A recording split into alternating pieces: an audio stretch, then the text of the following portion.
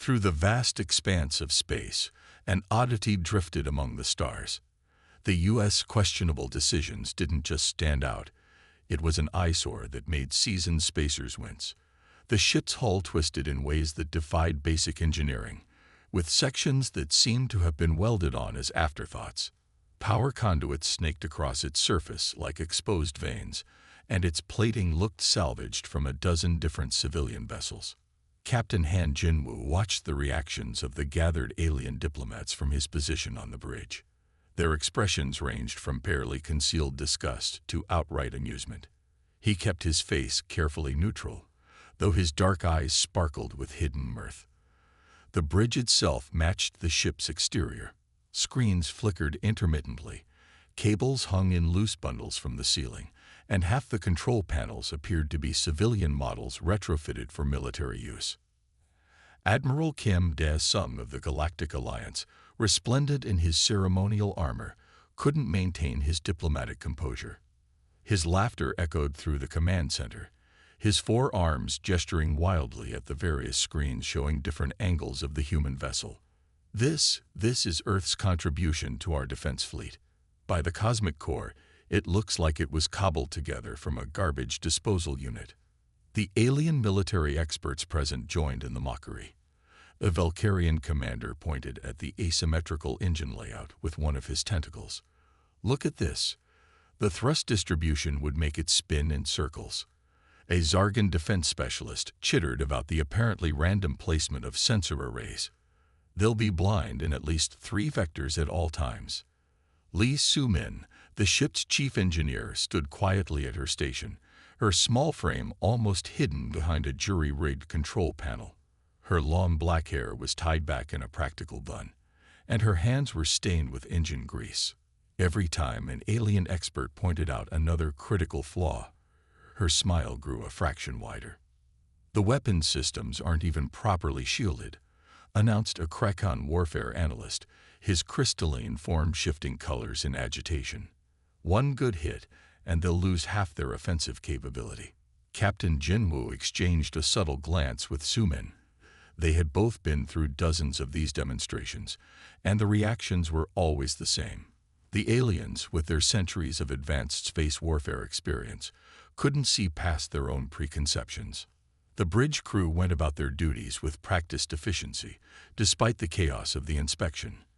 Navigation Officer Park Min-ji plotted courses through holographic displays that flickered like faulty street signs. Weapons Specialist Kim Ta-won calibrated targeting systems using what appeared to be a repurposed gaming console. Communications Officer Choi Ji-hun spoke into a microphone that looked like it came from a karaoke machine. "I must formally protest this insult," Admiral Dae-sung finally declared, his secondary arms crossed in disapproval while his primary arms gestured at the main view screen. The Galactic Alliance requested Earth's best warship. Instead, they sent us this collection of spare parts. It's an embarrassment to the entire defense initiative. Captain Jinwoo stepped forward, his boots making hollow sounds on the metal deck plates. "Admiral, I assure you that the U.S. questionable decisions represents the pinnacle of Earth's military engineering." He managed to keep a straight face as several alien delegates snorted in disbelief. "Engineering. A Mectrum analysis unit whirred in distress. Your power core housing appears to be held together with adhesive strips." Soo-min finally spoke up, her voice soft but clear. "Those are actually quantum-reinforced binding elements designed to—" She stopped as Captain Jinwoo raised a hand slightly. They had agreed. Let them think what they wanted to think. The inspection continued for another 3 hours. The aliens documented every perceived flaw, every apparent mistake, every seemingly nonsensical design choice. They recorded the way the ship's artificial gravity seemed to hiccup every few minutes, how the life support systems made occasional wheezing sounds, and how the main computer sometimes responded with error messages in what appeared to be ancient Earth programming languages. As the last of the alien delegates departed, shaking their heads and various appendages in dismay, Captain Jinwoo gathered his senior staff in the bridge's briefing area. The chairs were mismatched, and the table looked like it came from a discount furniture store. "Well," he said, allowing himself a small smile, "I'd say that went exactly as planned." Sumin nodded, finally letting out the laugh she'd been holding back. They didn't notice a single one of the real systems. Not one. The bridge crew shared knowing looks. Their ship might look like a disaster waiting to happen, but every flaw was carefully crafted, every mistake precisely calculated. The U.S. questionable decisions was humanity's greatest deception, a warship designed not just to fight, but to be underestimated. As the alien inspection ships disappeared into faster-than-light travel, Captain Jinwoo looked out at the stars. Soon enough, someone would test their ship in actual combat. Then they'd learn what humanity had known for millennia, that looking weak when you were strong was the greatest strength of all. Red alerts blared across the Proxima colony as 3 warships materialized from hyperspace. Their hulls shimmered with advanced alloy plating that seemed to drink in the starlight, each vessel a masterpiece of alien engineering. These were Ravager ships, infamous pirates known throughout the galaxy for their advanced technology and merciless tactics. The U.S. questionable decisions was the only military vessel in range. It drifted awkwardly in space, one of its external lights flickering in an irregular pattern. The Ravager ships took position around it, their weapon ports already open and glowing with barely contained energy. Commander Park Jae-yun of the Ravager fleet couldn't keep the amusement from her voice as she opened communications. Her holographic image appeared on the questionable decision's main screen, which flickered twice before stabilizing. "This is what the humans send to protect their colonies." A garbage scow playing pretend at being a warship. Captain Han Jinwoo sat calmly in his command chair, which creaked loudly in the tense silence. His bridge crew maintained their positions, though several screens sparked randomly, and one console was making the sound suspiciously like an old Earth dial-up modem.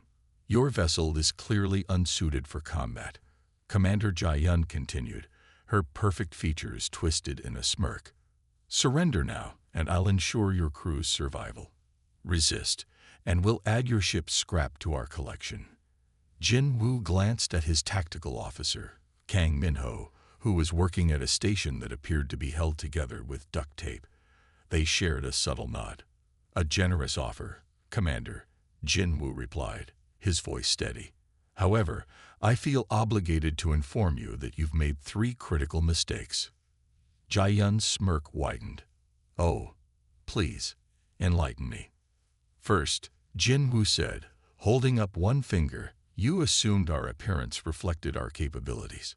Second, you positioned your ships in a standard triangulation pattern. And third," he smiled, "you opened communications." Before Jae-yun could respond, Jinwoo turned to Minho. "Initiate protocol fool me once." The bridge crew moved with practiced precision. The flickering lights stabilized, the sparking screens cleared, and the random noises ceased. Beneath the seemingly chaotic exterior, the true nature of the questionable decisions awakened.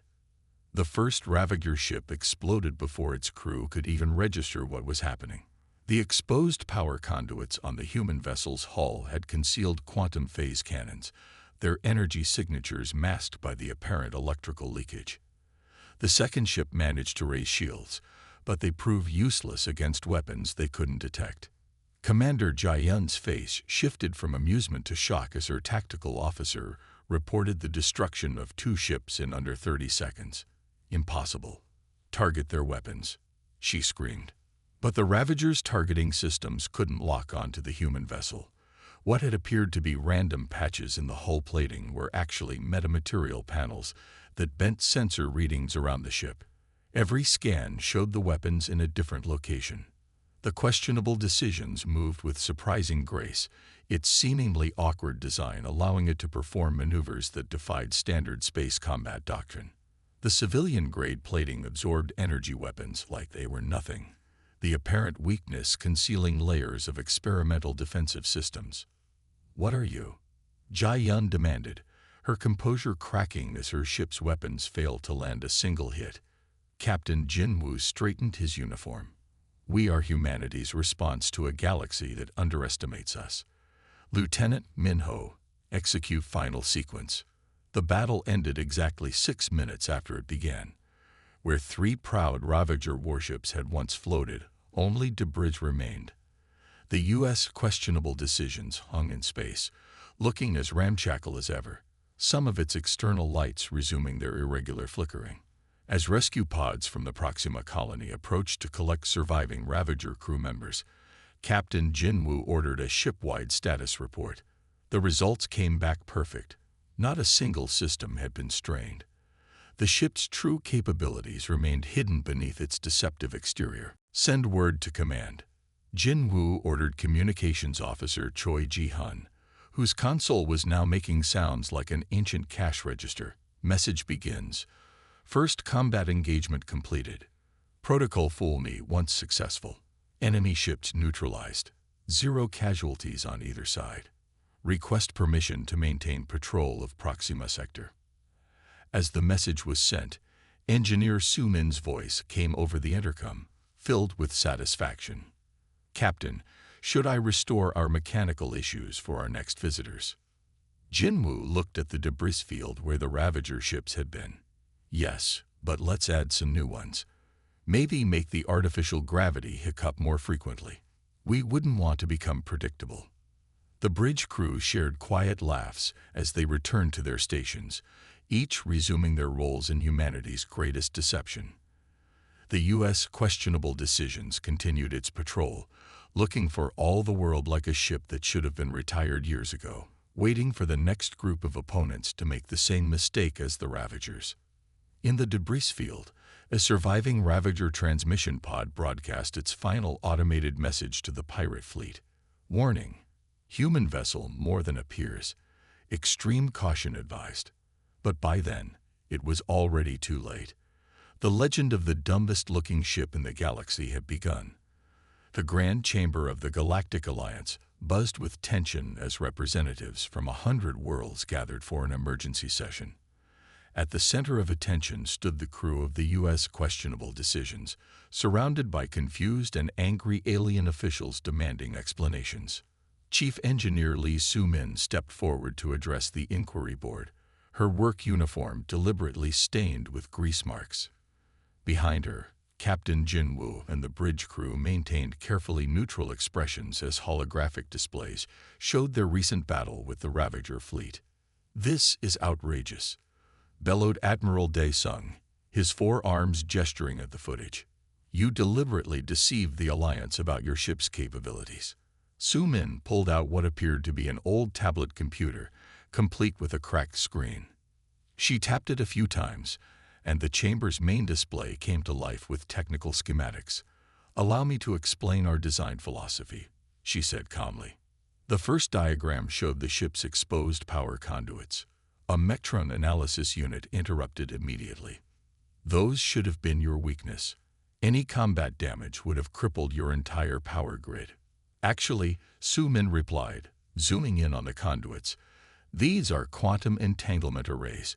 We disguised them as vulnerable infrastructure because we knew that's exactly where enemies would target first. Each hit they landed actually fed power back into our weapons systems." Murmurs of disbelief spread through the chamber. A Valkyrian weapons expert raised his tentacles in protest. "But our scans showed primitive power systems." "The outer layer is primitive," Soo-min confirmed. "It's specifically designed to be detected by standard scans. The real systems run much deeper." She changed the display to show the ship's hull patterns. "Those random patches of civilian plating," she continued, "they're actually advanced metamaterials. Every time your sensors tried to lock onto us, the patterns shifted slightly. Your targeting systems were always aiming at where we appeared to be, not where we actually were." The chamber erupted in arguments. Species that had practiced space warfare for centuries couldn't accept that they'd been so thoroughly fooled by what they'd dismissed as human primitive technology. A Zargan defense specialist rose from his seat. "What about the ship's ungainly shape? No self-respecting military vessel would be designed with such poor aerodynamics." Captain Jinwoo stepped forward. The shape was calculated precisely. Every awkward angle, Every seemingly random protrusion creates blind spots in standard targeting algorithms. Your combat computers are programmed to expect sleek, efficient designs. They literally cannot process our ship as a threat. The revelations continued. The flickering lights that everyone had mocked. A complex system of laser-guided point defense arrays. The sparking control panels. Quantum computers disguised as malfunctioning equipment. Even the strange noises the ship produced were carefully designed sound patterns that disrupted enemy sensor readings. The best armor, Su Min explained to the stunned audience, is the enemy's assumptions. We built our ship to look exactly like what our enemies expect from primitive humans. Every flaw is a feature. Every weakness is a weapon. An elderly Krakon rose slowly, his crystalline form shifting colors in agitation. But why? Why go to such lengths to appear inferior? Captain Jinwoo answered this time. Humanity learned long ago that looking weak when you are strong gives you an advantage. Our history is full of battles won not through superior force, but through deception and misdirection. The chamber fell silent as the implications sank in. Tactical officers began reviewing their combat doctrines. Weapons specialists reconsidered their targeting protocols. Engineering experts studied the revealed schematics with new respect. Admiral Dae-sung finally spoke again, his voice quieter now. How many more ships like this does Earth have? Jinwoo and Su Min shared a look. That, the captain said with a slight smile, would be classified information. Though I will say the questionable decisions isn't our only experiment in alternative warship design. As the inquiry continued, more details emerged about the human vessel's true capabilities. The ship that had been laughed at, mocked, and dismissed had proven to be one of the most advanced warships in the galaxy. Not because it had better technology, but because it understood psychology better than any race present. Before the session ended, Su Min had one final revelation. The best part, she said, bringing up a new set of schematics. Everything I've shown you today. These are just our backup systems. Our primary weapons and defenses remain classified. The chamber erupted in chaos again. As alien representatives argued and demanded more information, the crew of the questionable decision stood quietly, watching their carefully crafted deception continue to work exactly as planned. Their ship might look like a fool's creation, but it had just changed the face of galactic warfare forever. And somewhere in the back of the chamber, a young alien officer made a note in his personal log. Never underestimate the humans, especially when they appear weak. In the smoky depths of the Spider's Web Tavern, a notorious gathering place for space pirates and raiders, nervous whispers circulated about a ship that shouldn't exist. Dozens of crews huddled around their drinks, sharing stories of encounters with what they called the ghost ship, the U.S. questionable decisions. Chief Security Officer Yoon Ha-won sat quietly in a corner booth, her civilian clothes helping her blend in with the crowd. She listened as a scared pirate captain told his tale to a group of wide-eyed recruits. It looks like space junk, the captain said, his mechanical eye whirring as he remembered. We thought it would be an easy target. 3 ships against 1 piece of human garbage. He took a long drink. We lost 2 ships in the first minute. The third barely escaped. Had one made another mark in her datapad. This was the 57th documented attempt to attack the questionable decisions. Like all the others, it had failed. Back at the Galactic Alliance Military Academy, entire classes were now dedicated to studying the human vessel. Admiral Dae-sung himself led a session analyzing combat footage, his 4 arms gesturing frantically as he tried to explain the ship's success. Look here. He pointed to a holographic replay. The ship appears to limp away from the attack, drawing the raiders into pursuit. But watch the power readings. The students leaned forward, watching as the seemingly damaged vessel suddenly turned and eliminated 3 attacking ships in precise sequence. Military strategists from a dozen species had developed theories. The Valkyrians insisted it must have advanced cloaking technology. The Zargans believed it carried experimental weapons. The Kraken were convinced it used some form of reality-bending technology. They were all wrong. Captain Jinwoo received their reports with quiet amusement. Each theory was more complex than the last, yet none came close to understanding the simple truth. The ship's power lay not in its technology, but in its ability to make enemies defeat themselves. Another report from the frontier. Communications officer Choi Ji-hun announced one quiet shift. A pirate fleet turned around and fled when they recognized our signal pattern. They didn't even try to engage. The ship's reputation had grown beyond all expectations. In some sectors, it was considered bad luck to even mention its name. Pirates developed elaborate detection protocols to avoid crossing its path. Military vessels from advanced civilizations would alter course rather than risk an encounter. During a routine patrol, the crew monitored an intercepted conversation between two raider ships. Target detected at Sector 7. What class? It looks like that human ship. The one that... Break off now. Find another target. HFY compiled all these incidents in her security logs. Each entry revealed the same pattern. Enemies either fled at the first sight of the questionable decisions or attacked overconfidently and were swiftly defeated. There was no middle ground. At a high-level military conference, alien commanders argued for hours about the ship's capabilities. They presented complex battle plans, theoretical weapons systems, and advanced tactical algorithms. A junior officer suggested that perhaps the ship's success lay in its simplicity, but he was quickly dismissed. The U.S. questionable decisions continued its patrols, looking more dilapidated with each passing month. Engineer Su-min made sure to add new battle damage regularly. A dented panel here, a flickering light there. Every apparent sign of weakness was calculated to reinforce their enemy's fatal assumptions. They're still not getting it, Captain Jinwoo remarked during a staff meeting. Every new theory gets more complicated, but none of them consider the obvious. Tactical Officer Minho nodded in agreement. The more they study us, the less they understand. It's almost becoming too easy. The ship's log grew longer. 60 attempts, 70, 80. Still no defeats. Still no one understanding the truth behind its success. In the Spider's Web Tavern, HFY listened to more stories. The ghost ship had become a legend, growing with each retelling. Some said it could appear out of nowhere. Others claimed it was impossible to damage. A few insisted it wasn't even real, just a story to scare young pirates. She smiled, finished her drink, and made one final note in her datavat. Status update.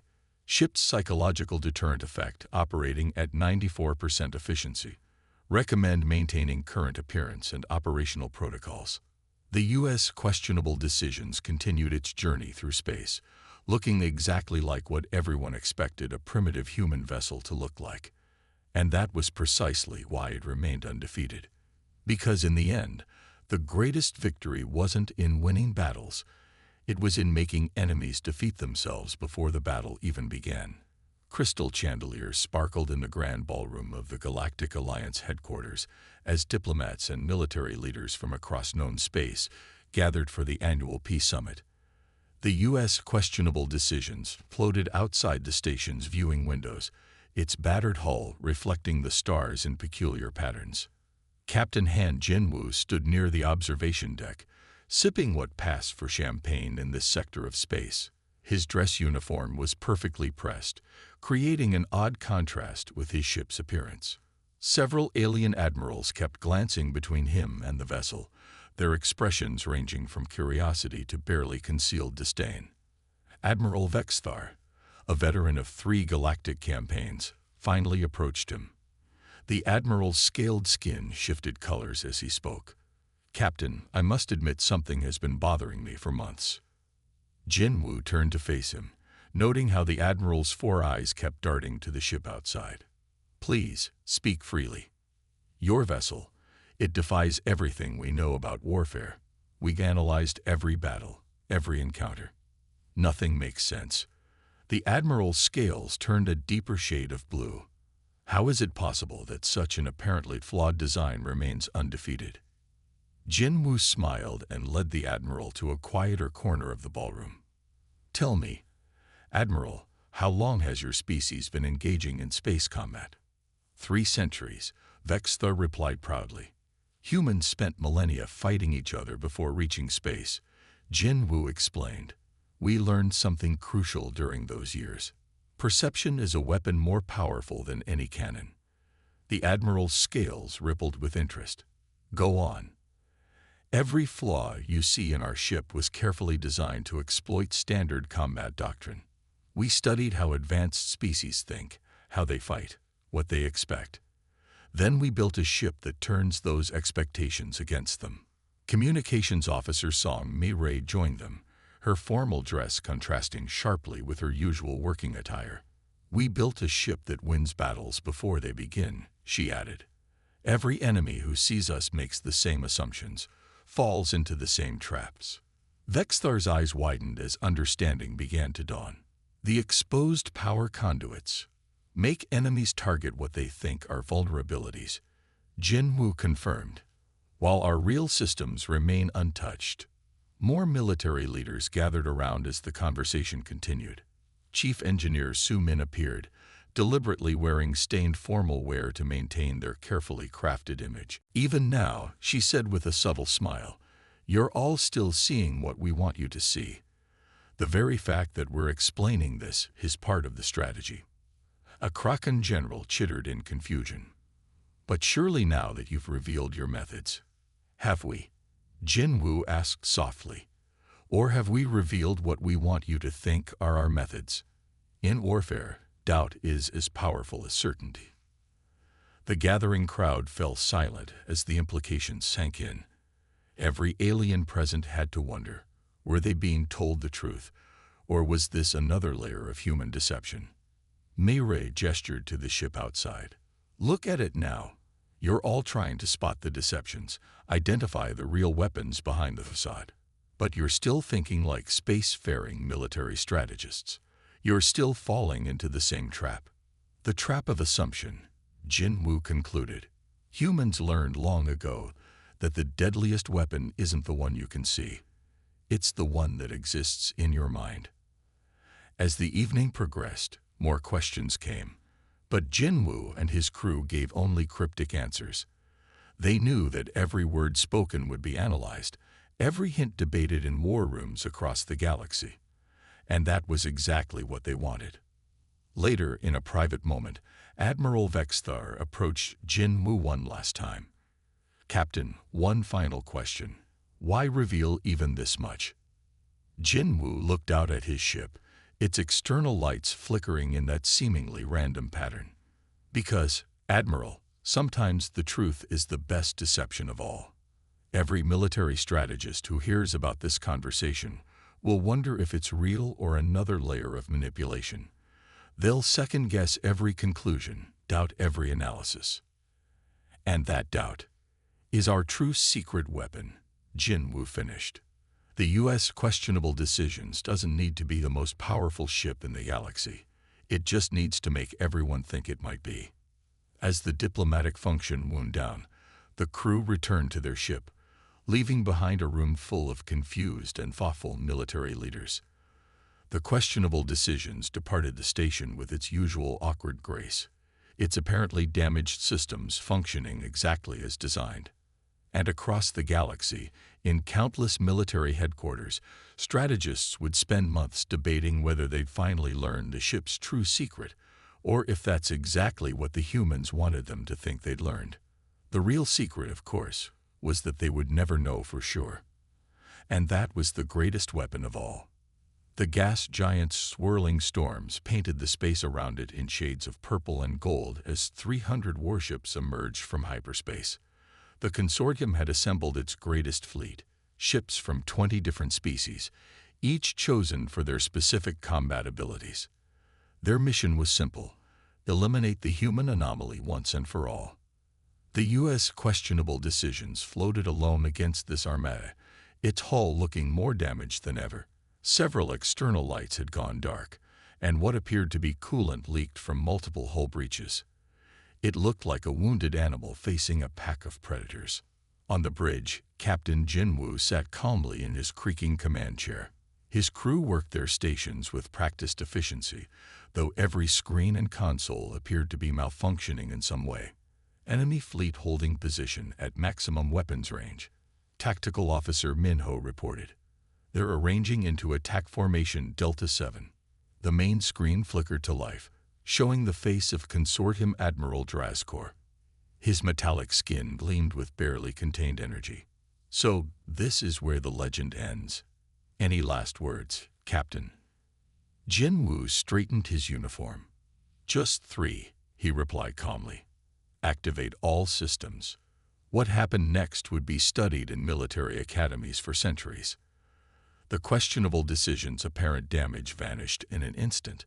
The leaking coolant turned out to be a cloud of nanomachines that began interfering with enemy sensors. Those dark external lights. Quantum phase disruptors that had been gathering energy for hours. First wave incoming, Minho announced as 100 ships accelerated toward them. Execute Pattern Fool's Gambit, Jinwoo ordered. The human vessel moved in ways that should have been impossible, its ungainly shape suddenly becoming an advantage. Standard targeting algorithms couldn't predict its movement patterns because they made no logical sense. The ship ignored basic physics in ways that left enemy gunners firing at empty space. 20 ships disappeared in the first minute. Not destroyed, simply gone, their crews finding themselves safely teleported to the gas giant's orbital stations by technology disguised as faulty transponders. Second wave launching missiles. Communications Officer Mayray reported. Initiate protocol last laugh. Jinwoo commanded. The missiles streaked toward the questionable decisions and passed right through it. The ship's apparently random hull patterns had created a perfect holographic disguise, while the real vessel was already behind the enemy fleet. Admiral Drazkor's voice crackled over the comm. Impossible. Target that ship with everything. They still don't understand, Engineer Sumin said from her station. Should we show them? Jinwoo nodded. Activate the primary systems, the real ones. What looked like loose cables and exposed circuitry across the ship's hull suddenly lit up with strange energy. The quantum entanglement arrays, hidden in plain sight as vulnerable infrastructure, created a web of interconnected fields that turned the enemy's own weapons against them. 50 more ships vanished. Another 70 found their weapon systems transformed into entertainment broadcasting stations. 30 discovered their fearsome energy cannons now produced nothing but bubbles. This isn't combat, Drazkor realized too late. This is a demonstration. Jinwoo finished for him. We could have built a ship that simply destroyed yours. Instead, we built one that makes destruction unnecessary. The remaining enemy ships tried to retreat, but their engines wouldn't respond. The questionable decisions had turned their own power systems into temporary prisons, holding them in place without causing any harm. Final protocol, Captain, Minho asked. Execute Operation Checkmate. The space around the gas giant lit up with impossible colors as the human ship revealed its true nature. Every flaw transformed into an advantage. Every weakness became a strength. The ship that looked like it was held together with spare parts turned out to be something far beyond conventional military technology. When it was over, all 300 consortium ships floated powerless but undamaged. Their crews were shaken but unharmed.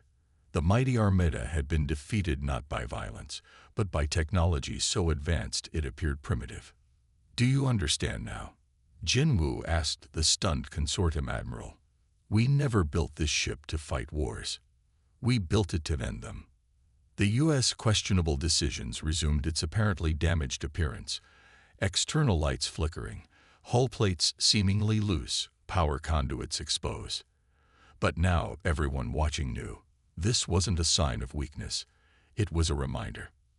A reminder that humanity's greatest weapon wasn't their technology or their tactics.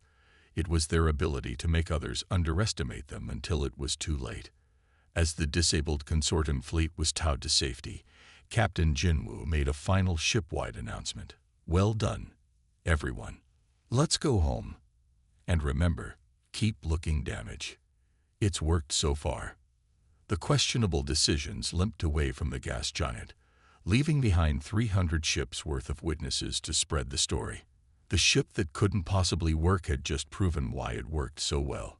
Because sometimes, the best way to win a battle is to make your enemies defeat themselves. The halls of the Galactic Alliance Military Academy echoed with heated debates as instructors struggled to teach the new combat doctrine. On every wall, images of the U.S. questionable decisions hung alongside diagrams analyzing its apparently flawed design. After 5 centuries of unchanging military principles, everything was being questioned. In shipyards across known space, vessels under construction bore strange modifications. The sleek, efficient designs of the past gave way to asymmetrical hulls and exposed systems. Engineers argued over the placement of fake vulnerabilities while commanders demanded more primitive features. Captain Han Jinwoo sat in his office aboard the questionable decisions, reviewing the latest attempts to copy his ship's success. A Valkyrian cruiser had deliberately installed malfunctioning lights. A Zargan battleship now sported randomly placed armor plates. The Kraken had launched an entire fleet of vessels that looked like they'd been salvaged from a scrapyard. "They're trying so hard," Engineer Sumin commented, looking over his shoulder at the reports. "Yet none of them have won a single battle with their new designs." Jinwoo nodded. "Because they're copying what they see, not what they should understand." The Galactic Alliance had even created a new classification for warships, the Deceptive class. Every major power rushed to produce their own versions, each more elaborate than the last. Some added holographic damage effects. Others installed fake emergency repair patches. A few even programmed their communication systems to malfunction at random intervals.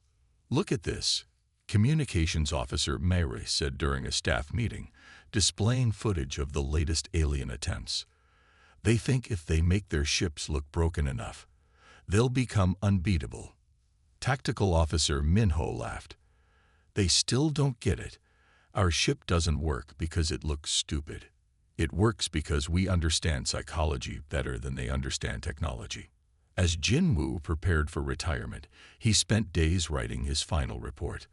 The document would become required reading at every military academy in known space, though few would grasp its true meaning.